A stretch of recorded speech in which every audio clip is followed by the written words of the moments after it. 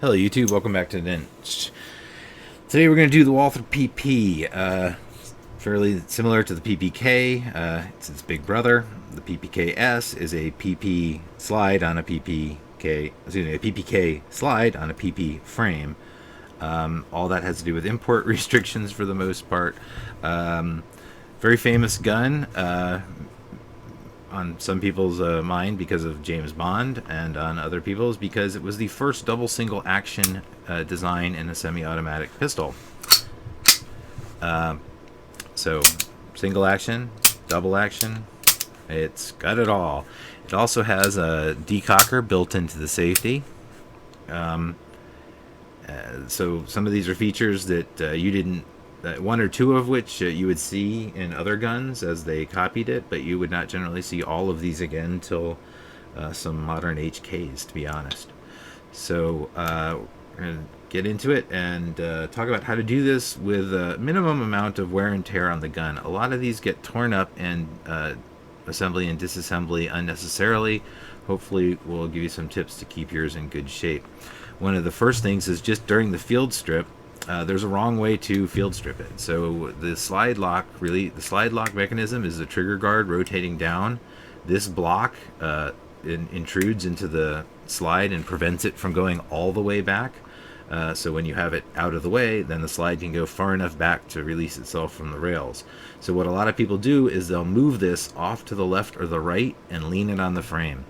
This is terrible. This is a huge spring. You're actually bending the back of it apart every time you do it. You're creating more slop, and invariably it's going to get knocked off, and it's going to take a chunk out of your frame with it. So when I got this, it had nice little marks on the left and right there where people had done that. So don't try and use the frame itself as a support for the trigger guard when you're doing this. Take something non-marring, like this rubber-coated punch, and stick it in there and let it hold the trigger guard open while you field strip it. Or if you've got, huge hands and strong fingers, you can just hang on to that piece while you do it. But I find it easier to stick usually a ballpoint pen in there. Anyway, I like to do this with the safety off and the trigger back to keep those pieces out of the way.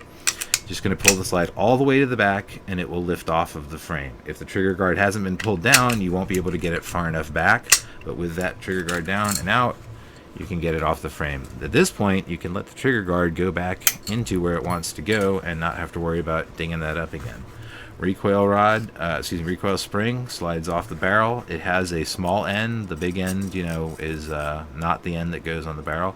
Small end goes on to hang on to it. Big end so that it doesn't get bound up as the barrel clears it during the compression. So put that aside, put the frame aside for now, and we're going to dig on in to the slide. It has a loaded chamber indicator. When there's a round in there, that sticks out. Doot, doot, doot. So that's how you know it's got a round in there. Doesn't tell you if the round is live or not, just tells you whether the chamber is full. The firing pin actually comes through the body of the safety, and we can see it sticking out there. This is our boy.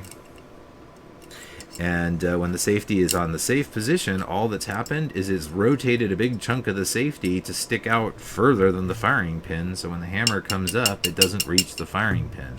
When the safety's like this, it's got room where it can actually hit the firing pin and move it forward. And it uses momentum of that hit to carry it far enough forward to actually pop the primer. When it is fully pressed in, the firing pin doesn't protrude or just barely protrudes. It is actually using the momentum of that hammer stroke to carry that further forward. The spring that's providing the two stop points and the tension on the safety is actually the same spring in the side here that's putting tension on our extractor for us. So when we get all that out, you'll see what's going on. But essentially, it is the safety that's holding all the rest of the guts in. So what we have to do is get that firing pin all the way out of the way. So you have to push it all the way in and then work the safety out to the left. Well, depending on your point of view. It's only going to come out in one direction because there's a big wall on the other side. The point is, you're going to grab the safety and start to flip it on and off after you've pushed the firing pin in. And you're going to work it away from the side of the slide. So now that it's moved out a little bit, a couple things are going to start to happen as we move it further out. As it gets farther from this side, the back of this spring mechanism is going to finally pop out, and you don't want it to go flying. Usually it's going to catch on itself, but just be careful. But essentially, that's what's going to happen. And so that was that pop there, and we're going to just keep rotating it. We're going to keep a finger back here, so if the firing pin comes shooting out, we're going to catch it. So that's the safety out of the gun. The firing pin is just going to follow it on its own. In case you're wondering, oh gosh, the firing pin's got all sorts of different shapes on it. Which way is up? It's got a big old arrow on it, so you know which way is up. You have to be able to see the arrow. If you can see the arrow facing you, that's, well, I guess technically it's down, but since you're looking down on the insides of it, you know, that's the part you need to see when you're looking in from the bottom. The firing pin spring does not have a small or large size. It is interchangeable. The piece I was talking about back here, it's now sticking out. There is a metal detent, then there's a spring, and then there's a shaped detent on the other side that's holding in the extractor. As we draw that out of the gun, I'm going to grab it with a pair of pliers, see if I can tease it out.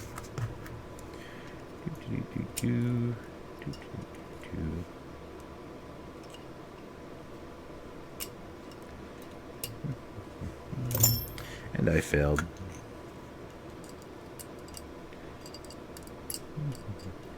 The issue is that it's coming out at a little bit of an angle. It's not a straight shot out the rear here, so you've got to convince it to move, get a hold of the spring, and tug on it. So that end with the detent is fairly straightforward. You can get the spring off of it if you really want to. And then the other piece is still in there. It tends to be a little long. I tend to try not to pull it out the back. You often can, but it doesn't really have the clearance to do that. It's better to tap it out the front. It does have room to come all the way out, and so the extractor, you know, fell out as soon as the spring tension was released. But this is that other detent, and as I said, it's shaped at the front, so you can see that it's cut down as half a pin there. And that's so that it can sit in this groove here to apply the appropriate inward force on the extractor. So the extractor cams around, and then this is going to push it back down into place. And of course, that all sits here. So when you're putting it back together, you can do this in a couple different ways to make it easier on yourself. We'll get there in a sec, because there's one more piece in here that we're going to get out, and this is a little bit of a pain in the butt, and this is another one where people almost always do some damage to the frame, just because it's counterintuitive how that spring works. If you get a look down in there, what you'll see is that this loaded chamber indicator has a couple of different things going on. One is it's got a fairly large area in there that it can move up and down as well as get pushed back. Then you'll see that the body of that comes down in there, and then a spring starts about a third of the way down and runs to the back.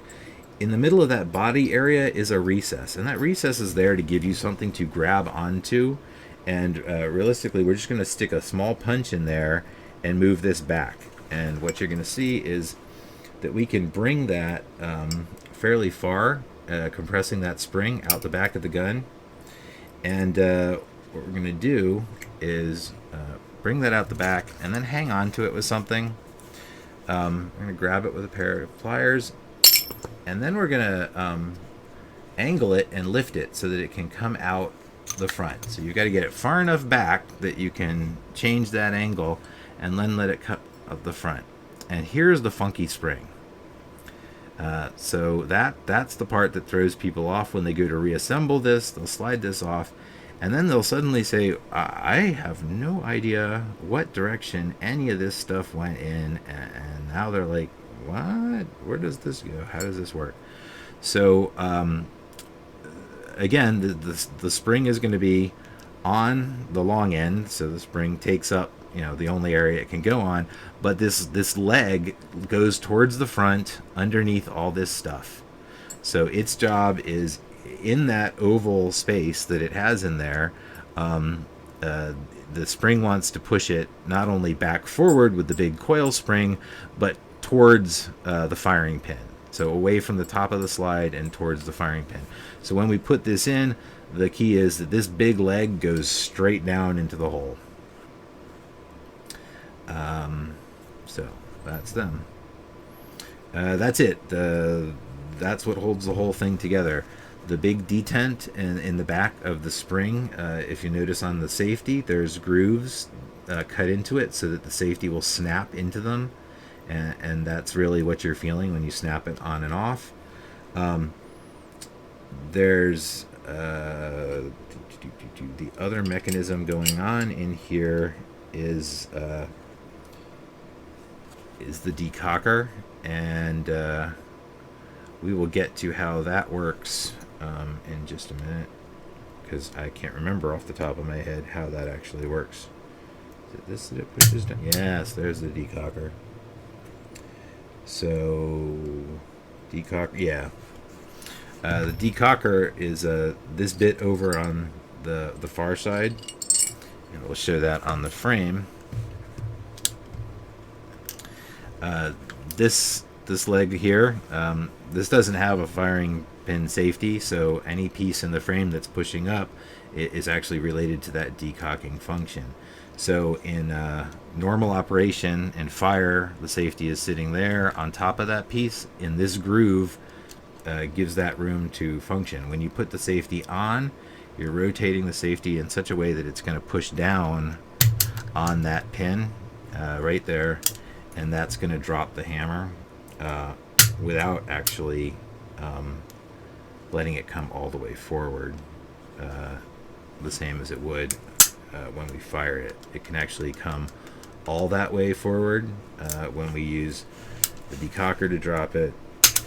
It actually is arrested there, which is not as far forward. It's not actually far enough forward to hit it. Also, we'll of course rotated the body of the safety into the way of it, so it's safe either way.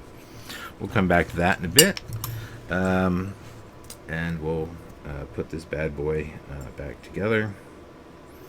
I like to take this bit and just get it going in from the front, because then I can take my extractor and put it in at the same time when there's no tension on it, and then I can just push that in a little bit, make sure that the flat end of that pin has come over my extractor correctly, and if I'm careful, that's not gonna fall out if we're paying attention.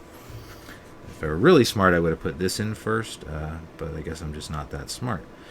And I just put the spring on backwards after telling you how to put it on straight way. So again, the leg goes towards the front, and when you put this all in there, you got to be careful just not to mangle it, because what we got to do at this point is, again, get it going in there till we can grab it with something, and then lower it down into place. It's pretty hard to do any other way, and again, once it's in there, you want to make sure that the spring is doing its job, pushing it back down as well as back forward. Not sure if you could see that past the extractor. Firing pin and firing pin spring going to go in next. This square part makes it so that you can only line it up in one of four ways. It's a square channel that the pin rides in, and again, you want to be able to see this arrow engraved onto that side. That tells you which way is up, and so get that started, and just get something more or less lined up there, and oops. Well, we'll be pushing on it again in a second as we start the safety into place, because that's really what's going to hold it there once we get it started. So get that oriented so the arrow is up.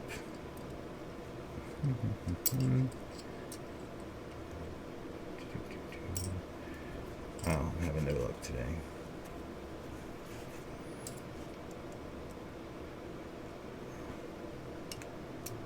There we go. And that's the key, is that we got to get the safety past the back of it so that the safety can hold that in there. And now the next piece we've got to get here is we're going to have to get this compressed far enough for the safety to get over that as well. And that's a little tricky. You're going to get in there with a punch and pull it down out of the way. And because it's a detent, you'll be able to push past it once it's pushed over far enough. Make sure that everything came out the way we wanted it to, and the only thing that's going on now is the safety's not really aligned until we turn it off and on once, and that lets the firing pin come back into position, and we are all reassembled. So don't worry if your firing pin is sticking way out for a second. You know, as soon as you start snapping the safety back and forth, it'll pop into place. So again, firing pin is being retained when the safety's off, and it can move freely when it's not. Actually, that's a secondary safety in there, as well as the back of the safety, keeping the firing pin from coming all the way forward. The shape of the cut in the safety prevents it, so even if something could push on the firing pin, it can't push it forward. The safety's got a piece that's hanging on to one of those rear cuts in the firing pin. So only when that's clear can this actually do its thing. So over to frame. As I always recommend, use the right size screwdrivers so that you don't mar up your screws. Get a good set of gunsmith screwdrivers. This is not one, so I'm doing it wrong, but that's because I still haven't found my set after cleaning and moving in my room. The benefit of buying pawn shop guns is the world's not going to end if you monkey one up. So the grip's just going to come right off once you take that screw out, and so we're going to set those aside. And now we can see all the guts. The shiny piece is the Sear system, and it is essentially permanently affixed. These small pins are peened into the inside of the frame, and so taking them out is a great deal of work. Getting them back in, even more. There's actually a proper press to do that. It's kind of like riveting, but a little different. It basically has a flat side here and then a piece that you screw in to apply pressure and actually peen in the far side. I've never seen one get mangled enough, but it does make trigger jobs a little hard because you can't really manipulate the Sear. Fortunately, that's a nice hard piece of steel, and it's not going to wear. The hammer will wear away first. So usually you can monkey with the hammer a little bit and get what you need. But if you have to get this out, I mean, it is possible. It's just not trivial.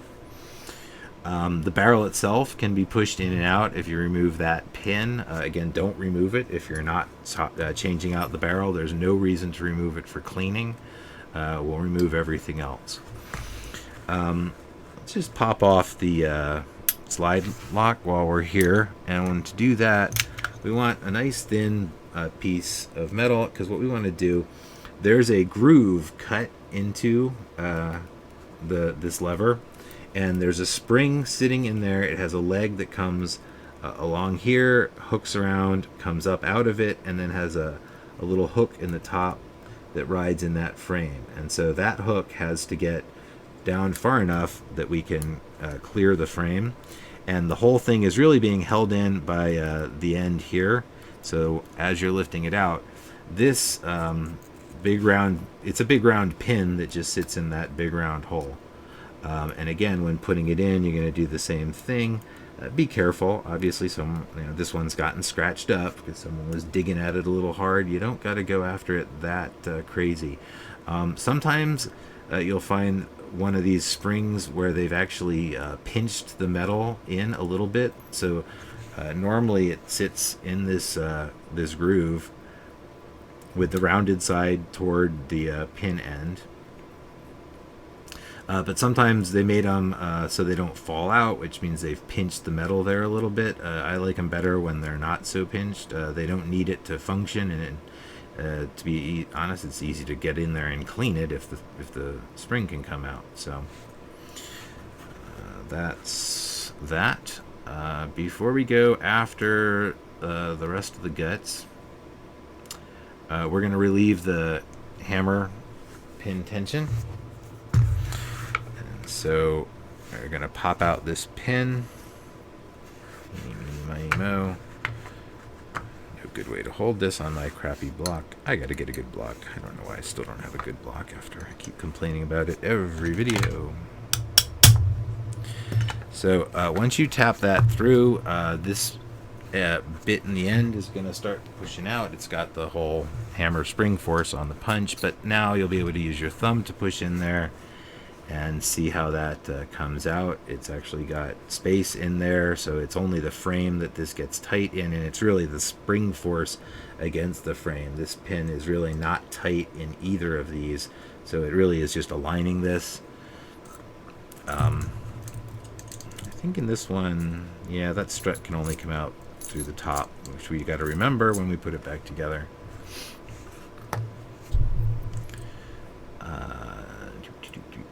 Next pieces.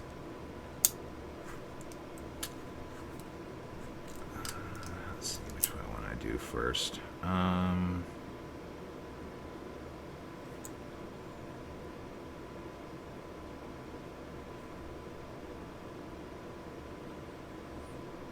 think I'm going to do the trigger. The order you do these in can matter. The trigger is prevented from going forward in many ways and being manipulated by the trigger guard. You can take the trigger in and out without having taken the trigger guard off. Actually, let's do that, because taking the trigger guard off, once you've done it once, you'll realize there's not a lot of value to it, and you're not going to want to do it again if you don't have to. But this is one where it is easier to buy yourself a little space to work by having the trigger guard at least held open. And what's going on here is that the trigger has a fairly complicated spring in it, and it's doing a whole bunch of things. It is the trigger return spring. It's also what holds the trigger bar in the up position and pulls it back forward. So it's doing all sorts of stuff. And the key is that it hooks under the trigger bar. The trigger bar itself has another one of these very thin grooves cut into it, where again another spring with a tiny hook end is going into it. And there's also only one place in the frame wide enough to get this out. So the trigger bar itself, if we push down on it, you'll see, oh, we can't do that with the trigger pin in. Sorry, gotta knock out one more pin here. Gonna knock the trigger pin out, and then you'll see that this the trigger bar will be able to move out only in this most forward position. So let's knock that trigger pin out real quick, and for that I'm actually gonna let this go back together.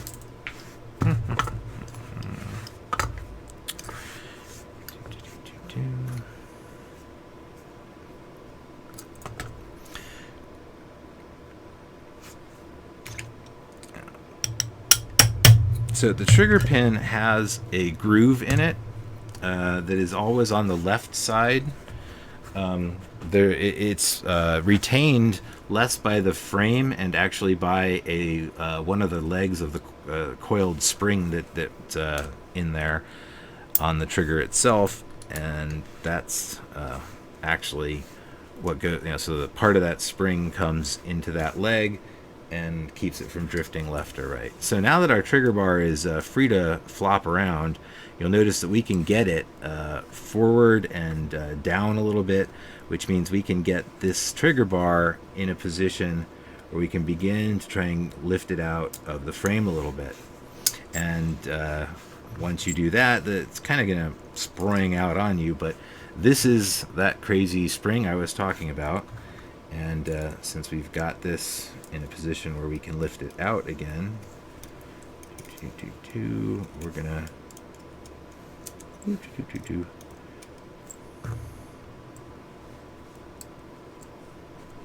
do that. It does hook under the Sear at the back end, so one of the things you can do getting it out is to use a little leverage on the back side. Pushing that down will lift this up. The underside, again, with that cut that I was talking about, and the spring here with this hooked end that actually was providing that tension. And so that tension forces it up to the point where it's riding in another groove cut into the frame up here, so that the trigger bar can't come out any farther to the left, because this whole piece rides in that groove.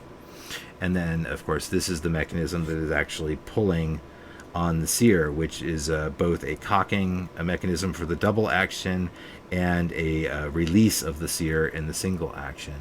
It uses the top side of the Sear for double action and the bottom side of the Sear for single action, and we'll get into that in a second. And then, of course, the pin itself rides in the upper hole of the trigger, so when the trigger is pulled backwards, this bar is moving forwards. This spring is pretty well retained in there. The trigger actually has this cupped housing at the top to hold the coil part of the spring, and a big groove cut in the side to hold the long leg of it. So the spring really doesn't move around when it's in place. And that leg is also, if you can tell, it intrudes into that hole just a little bit, because as I said, this pin, which can actually slide fairly freely, is being retained by that leg of the spring. So that actually is what's holding the trigger pin from drifting out of the gun. Neither the frame nor the trigger should really be that tight on the pin, mainly because it's designed to rotate around the pin. So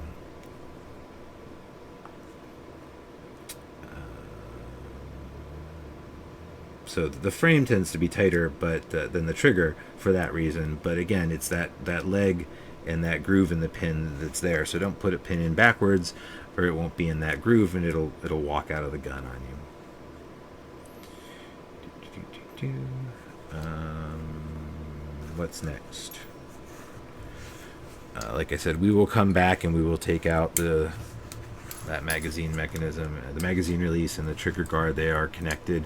But first, let's get through the rest of the internals.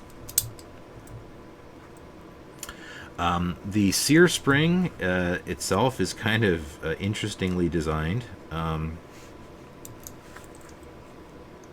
With the hammer in the up position, this piece here that has a spring underneath it, and as the Sear moves up, you're compressing that spring, so it's pushing the Sear back down.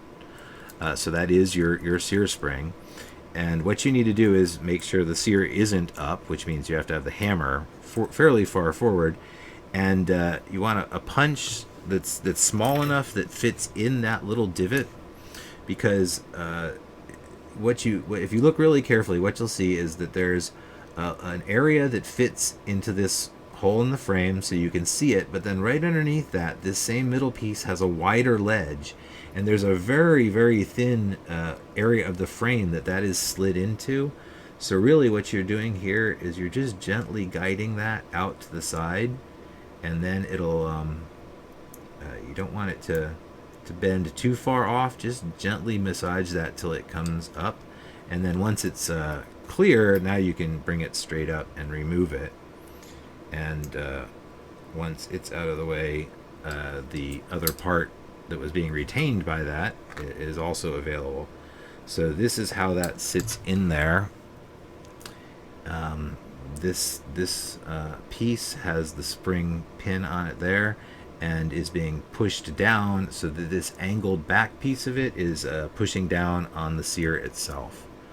So that's how those guys work in there. Now all we have is the hammer and the decocker and the trigger pin. The hammer pin is the pin on this side actually attached to this big round plate, and what you'll see is that this is peened in a little bit, and if you're going to be taking this apart regularly, then you don't want to keep peening that in. If you're never going to be taking it apart and cleaning it, it's going to be peened in, but again, gently. You don't want to do this so that you're going to eventually run out of metal doing it. So don't overkill when you peen this in, and when you go to tap it out, you want to start with a fairly sharp tap to get through the peened parts. and so that should break it free, at which point you can then just guide it out easily. And let's see what else we got in here. At this point, everything should be able to come out. Oof, that's messy. The hammer, which has a permanent strut there, that is this is borrowed from a revolver design. That's how the double action, single action here is taken from. What's going on in there is, let me throw that pin back in just temporarily to show you how that hammer is actually, oops, I fat fingered it. Show how that hammer is moving and grooving, and we'll get a revolver video up soon so you can see how that actually works in revolver land, and you'll see that that's where this design came from. So the Sear is being pushed down with spring pressure normally. So Sear is going to sit down there, and when you start to pull the trigger, that trigger bar is going to be pulling the Sear forward. And what you'll see is that big rounded top side of the Sear is going to engage that floppy little leg of the hammer that we saw. So it's going to lift that up and just keep bringing it up and bringing it up until it slips off. Right there is the point. Really hard to tell what you can see on the camera. But as the rounded part of the Sear clears that leg of the hammer, it's going to fall. Now, in single action, what's happening is that the underside of the Sear has a groove cut in it, and then the bottom part of the hammer locks into that groove. So this is the single action lock position, and again, the trigger bar will bring that forward and allow the hammer to drop off the bottom of it. So in double action, you've got the Sear lifting up on this little leg until the little leg falls off. But in single action, it's the bottom of the hammer getting stuck on the ledge in the bottom, on the underside of the Sear, that holds it back until the Sear is pulled forward. So pulling the Sear forward does both of these things, but from two different sides of the Sear, depending on the double or single action of the stroke. And the hammer drop is again simply pushing down on the Sear. So, and that piece is in there just based on its shape.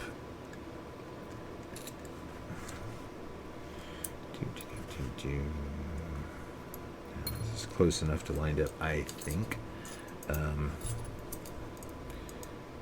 I don't have enough fingers to demonstrate this properly.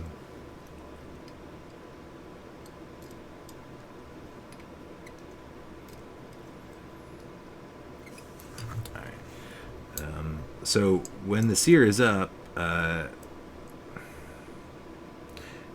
in its normal position, essentially that's what's going on, is that we're going to push that Sear down far enough that is that correct? Now I'm saying that and I'm double thinking myself.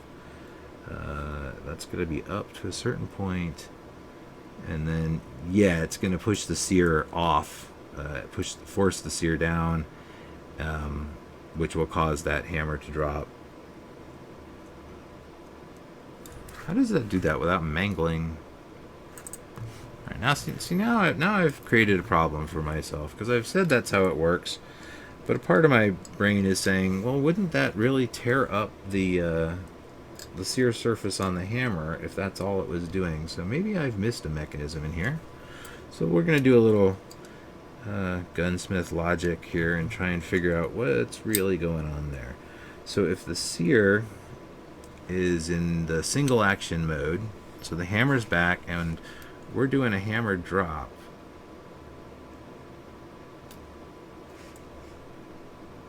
yeah, I had it backwards.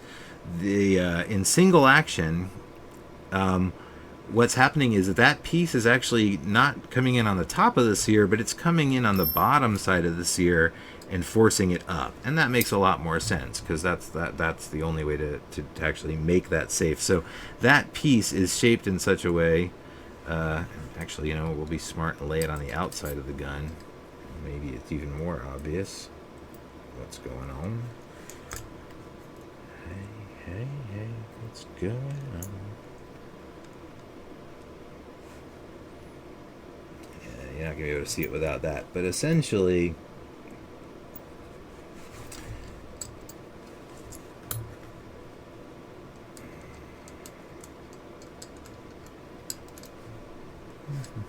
we'll get a good demonstration in here by the end of the day. So that's where the hammer is engaged with the sear. This piece is really close in there, and if you can see, the part of it that's actually engaging is this surface right here that's just cut at the perfect angle to come up under that sear and lift it up. So pushing this down actually is lifting that sear up. So that's what's going on there. And when you lift the sear up, of course, that takes the sear out of engagement with the hammer and lets it all drop. So that's the three mechanisms involved. You've got the double action part of the world, the single action part of the world, and the hammer drop by pushing back down on this, by lifting the sear up from the other side. The trigger bar is always just pushing forward from this side of the mix.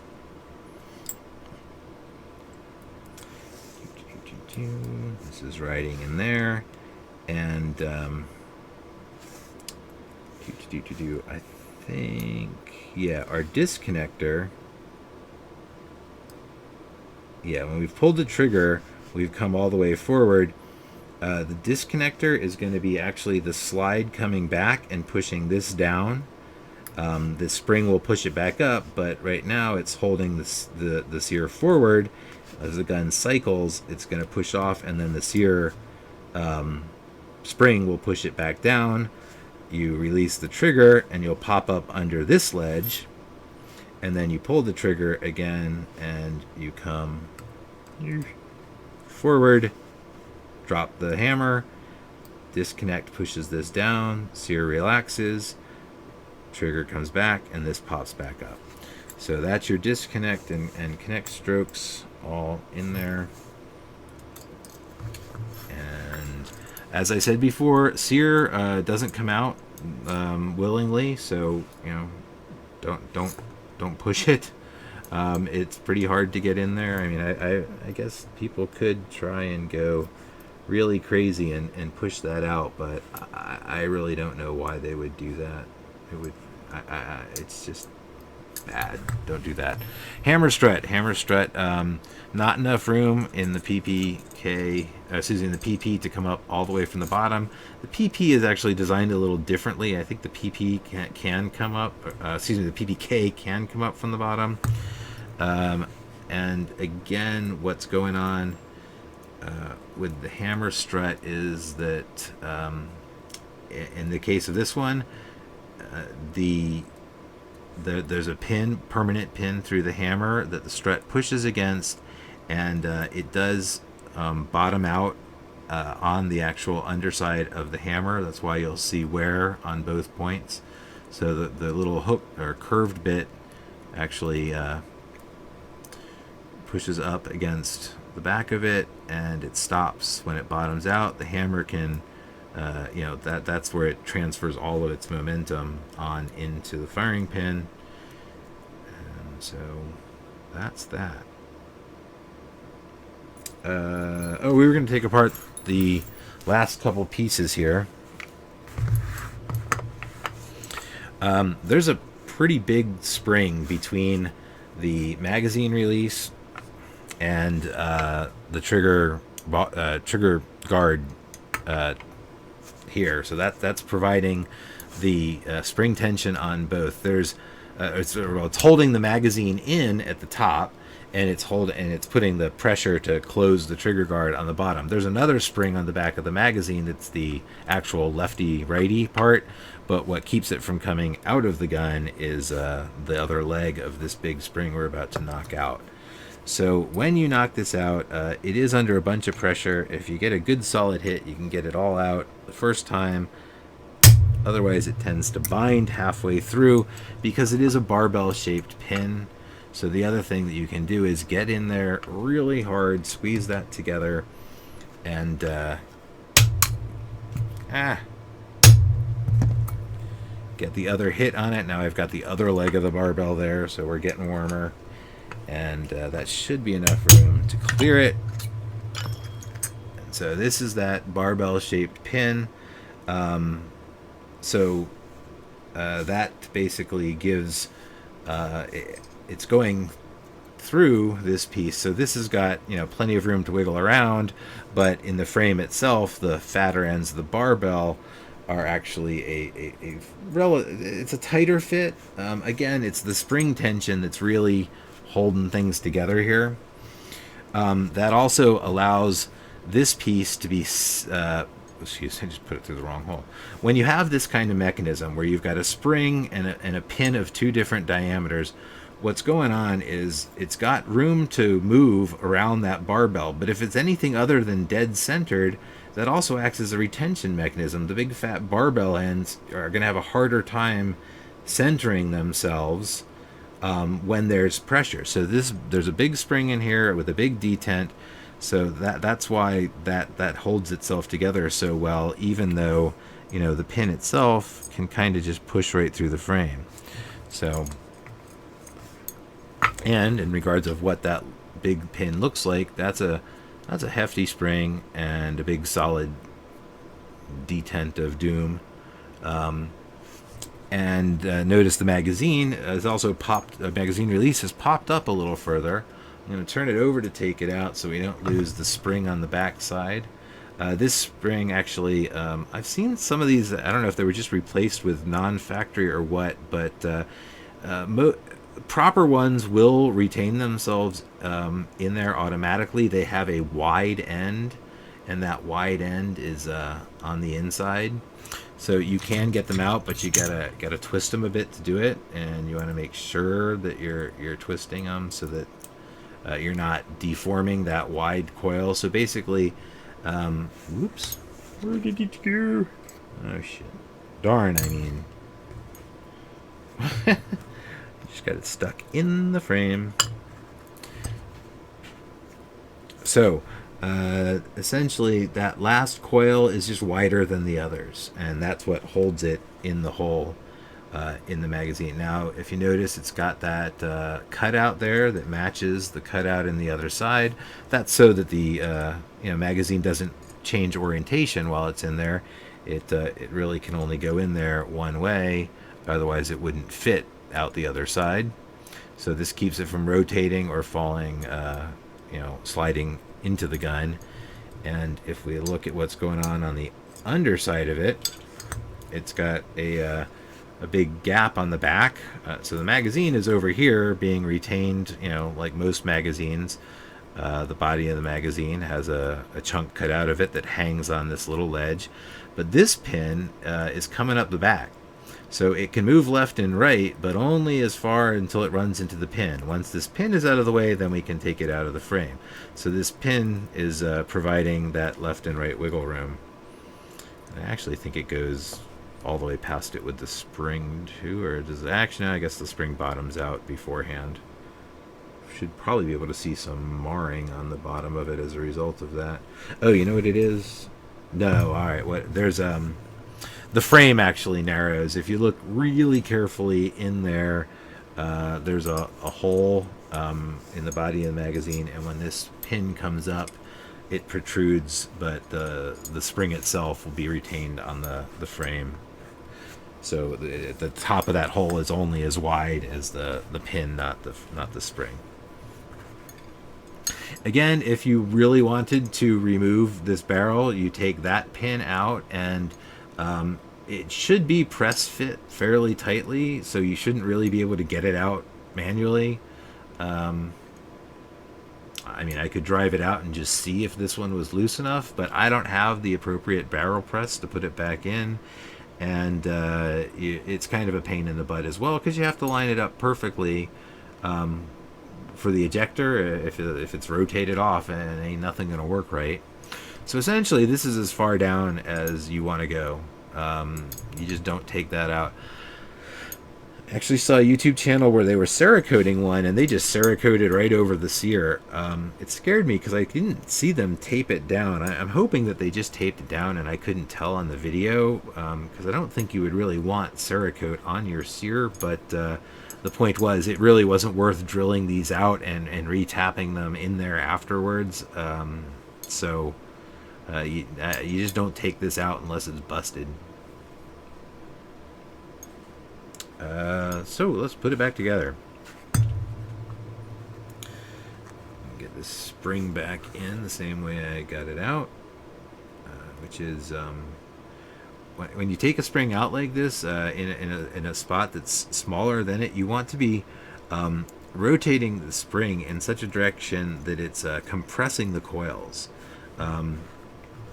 You have to make those coils smaller as they go in there, or it's just not going to go. So if you have a punch that's kind of close to that inner diameter or smaller than it, you can often get that first coil started with a little luck here, and slide it in and kind of coil push them down a little bit, or you can again rotate and compress as you're going in until it gets in there. And then the way to tighten it up the rest of the way, once it's in there more or less solid, is to line that piece up with where it's going to go, and just push it all the way in. You know, that's its operating distance, so that's going to push that spring as far in as it naturally wants to go.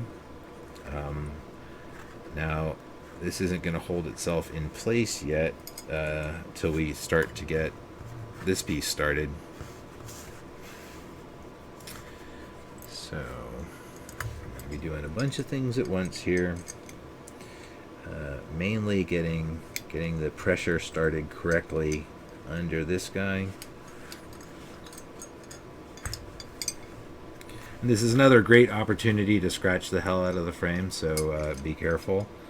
You've just got to get that pin lined up with the magazine release so that it can go into its hole, and then get that pressure started on it. So I didn't actually leave myself in the best position, so I'm going to stick the punch in there temporarily, and I'm going to try and do that from the far side and work my pin in. We notice that this side has got some extra space to begin with, which means now I should be able to compress that enough to get it most of the way started and send my punch flying to the floor. Herpty derp, derp, derp, derp. That pin is not quite all the way through, which means we're putting some unfortunate pressure on it right now. And that's really the tricky part, is you've really got to muscle that down. What I often do is put some heavy cloths on the vise and just gently close that gap up with the vise. You're not crushing these things. You don't want to change the shape of your trigger guard, but you do got to get force, in there so that you can tap that pin the rest of the way home, like that. And if you did it right, your magazine release will now be retained, and your trigger guard will rotate in and out.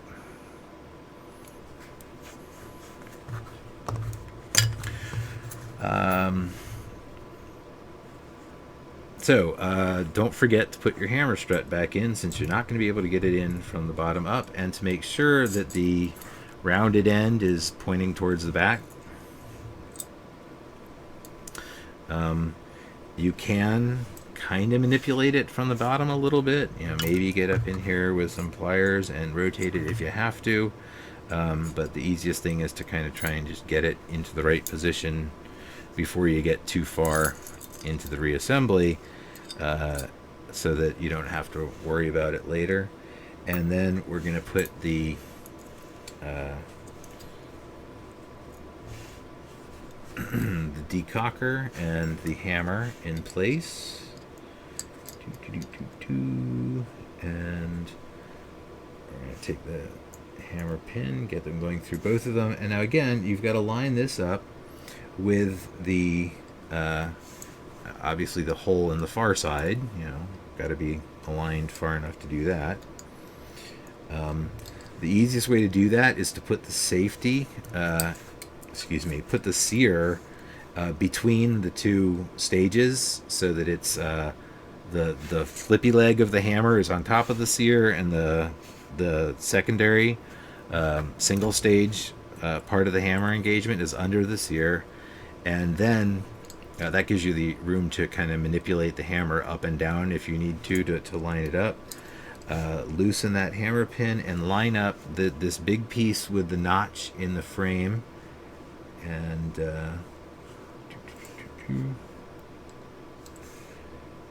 slide it in so that it mates in there with a notch. Now, as I said, if you're never taking this apart again for forever, or however long forever is for you, then you can come in and ever so slightly, repeen just the smallest little bit to help it so that it doesn't, just fall out with gentle pressure. Again, the grips are gonna, the grip is over it. If the grips are on, it really can't walk out of the gun. So, don't go crazy peening things in. Next, we want to put together our Sear spring system again. And so this piece, again, I keep saying again, this piece is just going to drop in. It fits in there like that. The small pin there that's going to hold the spring is on that side, and it really only kind of fits in one way. And you can drop it in there, and then drop the spring in on top of it. And again, you're not going to be able to do this with the hammer all the way back, because that's going to have the sear pushed up. So make sure you release the tension on the hammer so that you can manipulate this part. Wow, no matter how many times I do that, I keep letting go of the hammer. Get your small punch, and again, you're going to push down on this piece. You can't push it straight in there.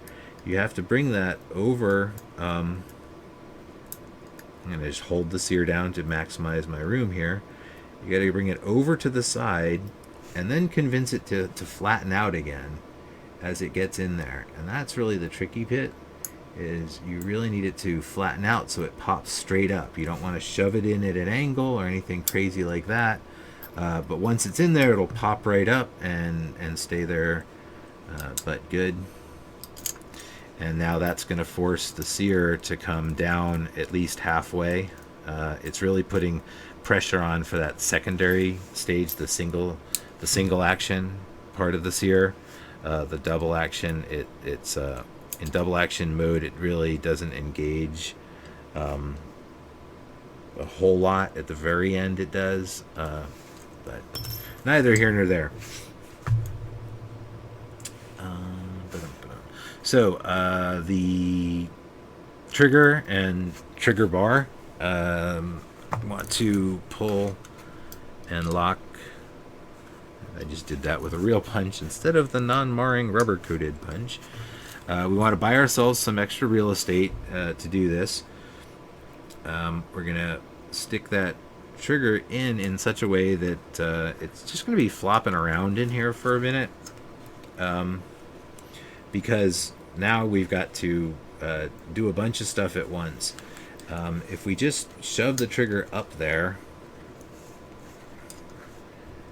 to the point where we would put its pin in, that's going to make it really hard to get this back in there. It was kind of easier to line this up beforehand. So again, the tail of the trigger bar goes underneath that mechanism to catch the sear,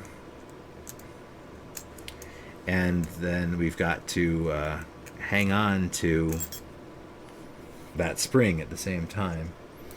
Actually, now I'm trying to remember if it would be, I think on reassembly it actually is easier to put this pin in first. Alright, since my memory is less than perfect, I'm going to actually put the trigger pin back in. Remember, the groove in the trigger pin goes to the left because it's going to lock in under the leg. And that's what keeps it from drifting. It should go in, fairly easily. And yeah, that was wrong. That was wrong because we're not going to be able to get this in with the trigger pin in at the same time. I should have trusted my instincts, but they're rarely that correct. So, we're going to play a little bit fast and loose and just get this in position first and see what our options are. So, we're going to line this piece up with the frame and get it in there, and then see if we can't sneak this spring in a little bit after the fact, maybe. Oh, no, there's no room for that. Yeah, she's not going to happen that way.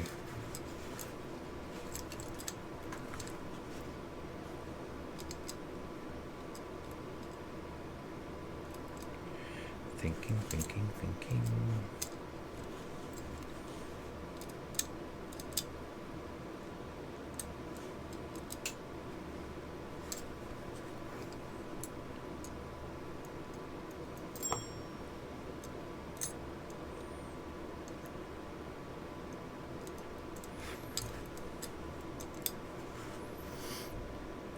If I get this started on the outside of the gun still, then I get my spring in there. Oops. Come in from the far side.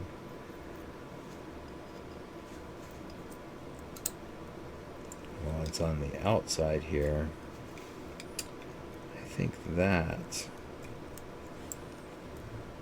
yeah, that's going to let me pick that up and get it in there.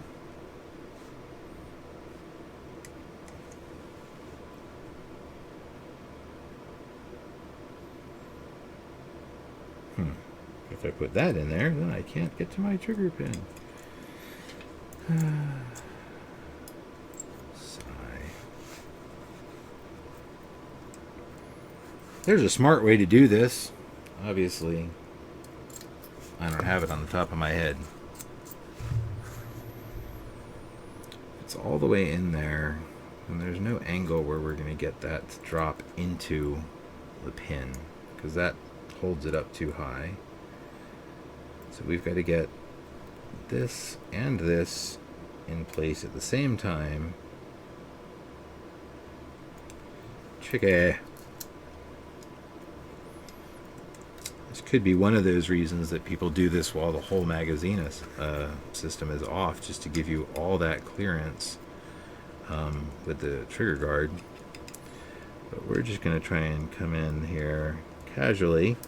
We're going to hook our spring, and then we're going to lift our trigger up into position high enough that we can catch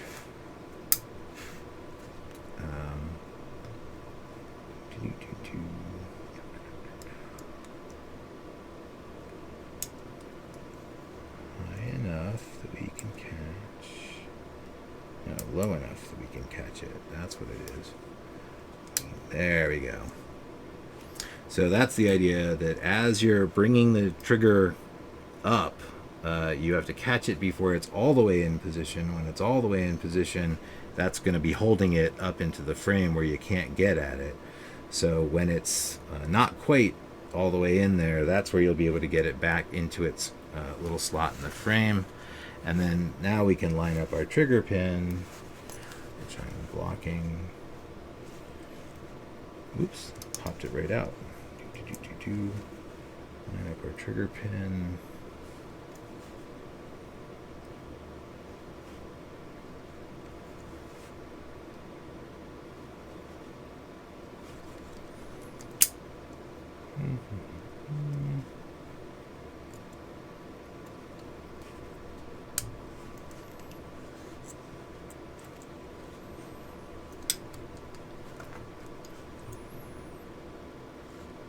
Yes. So now we're under a little more spring tension, so get past that leg.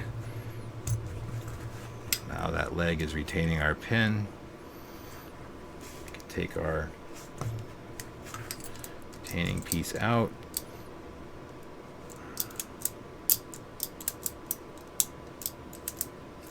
All of that works, we just don't have our hammer strut putting any pressure on it. So let's go ahead and put that hammer system back together. And we just want to get the spring started on the hammer strut. Just work it around there. This piece, remember, as it goes in, the bottom contour has to match, and so if you put it in, kind of think of how that's gonna sit in there. That should be right. If it's backwards, it's gonna be sticking out, not flat with the frame. There's also a little cup at the end there that holds the spring, so the spring does need to get centered into that cup, and it'll pop in there pretty well on its own. We can put a little pressure on it, but what we want to do here is check that we actually did, we got the hammer correctly. You want to make sure that it did catch the hammer, it didn't get turned halfway around or anything, and so you should be able to take the gun through its functions there. So the last thing we got to do now is, again, do this with the hammer forward so you don't have to do thumb crunching here, but this pin will slide in, and again with just pushing, relieving that pressure with your thumb, get it in there. You can clean it up a little so it's a little better centered. Again, it's the friction that's holding it in, nothing else. So not a real big deal. Have it perfectly centered, kind of takes care of itself. So that's all of the bits but the magazine, the slide stop. So the orientation again of this spring, the little hook is on the top, and it's going to ride in a groove in the frame. Right there is the only place it sits, and the rest of it sits in the body of the slide stop itself. And so when you're pushing it in, you're going to line this end is just a big pin, so line that up with the frame and start it. Don't put it in too far to start with, because you don't want to scratch like someone has on this gun. That's from someone pushing down on that piece really hard before it was far enough in place. The better method is to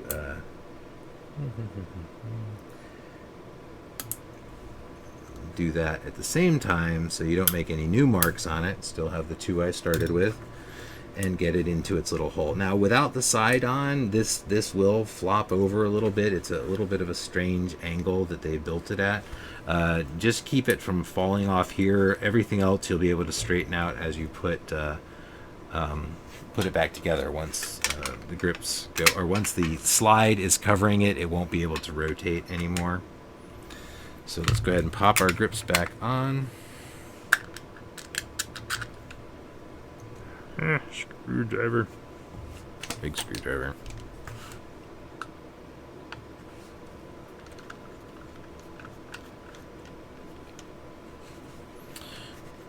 I don't like to over tighten grip screws, but that just means you got to keep an eye on them every time you go to the range. Make sure they haven't walked out on you. Again, putting it back together, you're going to cock it, put the recoil spring back on, narrow end first so that it stays on there. Going to use our handy dandy soft non-metallic, non-marring thing like a pen or a pencil to hold that open.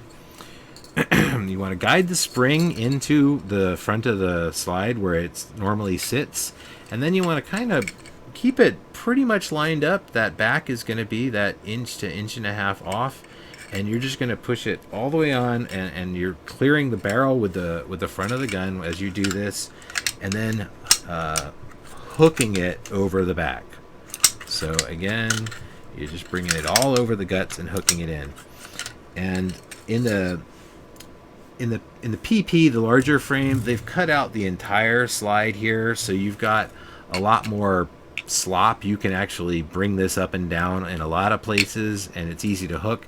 In the PPK, there's actually in some of the earlier versions, there's only a single place in the slide wide enough for this to happen, and it's when you've got the spring completely compressed. So until you get there, you can't even bring the gun down. So just be wary of that, at some point there has to be clearance for the chamber to get into the slide, and so you might not be able to actually start to lower it till you're at that point in a different firearm. So hook that over the back, take out our little retainer, and function check. Single action, double action, pull and hold the trigger, rack it to test the disconnect, listen as we release to hear the reset, pull the trigger again, cock it, put the safety on, the decocker should work, and you should see that the hammer never can go all the way forward. Put it back on fire and fire it, and now you should see that the hammer can have that extra room to come forward, and momentum will carry it forward and fire the gun, even though the hammer doesn't look like it goes all the way down. If you caught it in slow motion, it would have actually gone all the way forward before rebounding.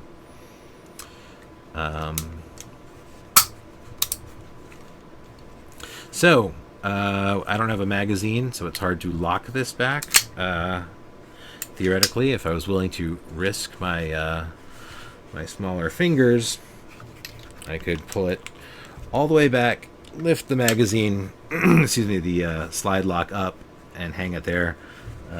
Probably be smarter just to find my magazine. That's the Walther PPK, excuse me, PP, although everything you just learned will be completely appropriate to the PPK. So stay safe.